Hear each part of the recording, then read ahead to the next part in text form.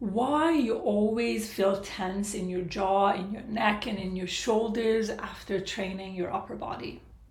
I lived that life for many years after my car accident, and every time I tried to do upper body exercises or weight bearing exercises on my hands, I would get so tense in my upper body that I would pay it off the next day or the next few weeks. I had so much tension in my system after each upper body session. And sometimes I kept pushing through, and sometimes I had to completely step back. In this video, I share with you how I manage to continuously build the strength in my upper body. And probably my upper body is stronger than my lower body right now, which that never happened in the past. Hey, my name is Hedy. I'm a body worker and a mindfulness teacher, and I teach change makers to uncondition their bodies, their nervous systems, and their voices from systems built to keep them small so they can stand, speak, and move through life with sovereign power. After my car accident and the tension that I felt in my whole entire system, and when I was beginning to improve, I really wanted to get back into training. But every time I trained, particularly upper body, I would get so tensed up everywhere. In the neck, in the shoulders, in the jaw, also like in my back between my shoulder blades or underneath my shoulder blades. And that was so painful that so often I would skip my upper body training altogether. Until I learned this. If you are in extension and you try to do exercises that force you into more extension, like back row, like shoulder press, like tricep in many cases, you create that push through the body, you get into extension. If you don't know what extension is, this is flexion and this is extension, right? So obviously flexion and extension in the upper body is a lot more obvious, but in the lower body, extension could look like this, flexion could look like this. I was stuck in this position and I shared so many photos. You can see the photo here as well. And then obviously because I was stuck in extension, when I would do back row, that would force me even into a greater extension. Or if I did even chest press, which actually like a lot of old-fashioned training around chest press, we actually get to pump the chest and arch that lower back a little bit, right? To get better engagement in the chest. Obviously there's nothing wrong with that, but it's knowing where you are at in your journey and what posture you're working with.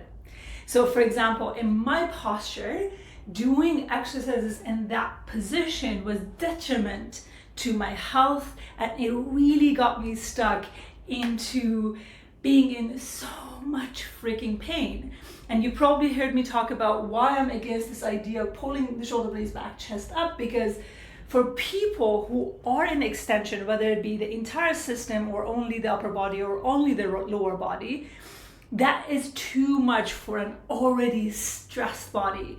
Think about when you're having the chest up, we become more alert, right? But if you're stuck in that position, you're constantly having adrenaline as your fuel. You don't know when and where to relax.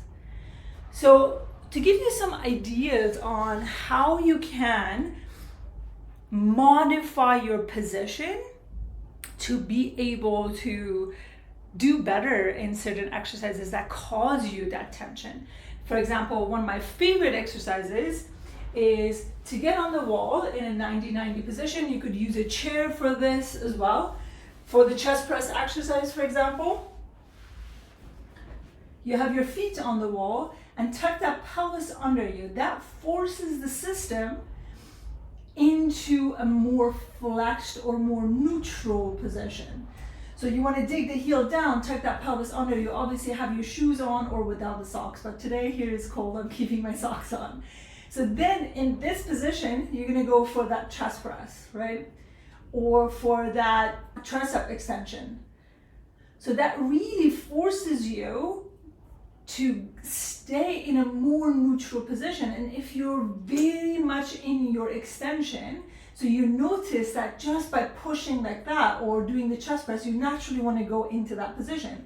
But this postural position helps you first to optimize your breathing And then also get yourself out of that extension position. If this is really hard for you and you're feeling a lot in your hip flexors, you can push yourself a little bit further back and be in this position. For exercises like back row, you can get into a tabletop position and creating that neutral spine, and then start the back row here. And that can be for in-home exercises that can be helpful. But if you have access to the gym, I will post a video on here, you can see that if you use the bench as a way to support your chest, you have that nice support in the front and you have that nice expansion in the back. And then really controlling when you're pulling back, you're not going into extension. You're maintaining that butt slightly tucked under you, fully attached into the bench. So that really supports you in maintaining a neutral position, so you're not going into your extension constantly. Here I have a 10-minute upper body strength session with the same lens, mainly focusing on your chest and triceps. Give these modifications a try and comment down below. Let me know how that supported you.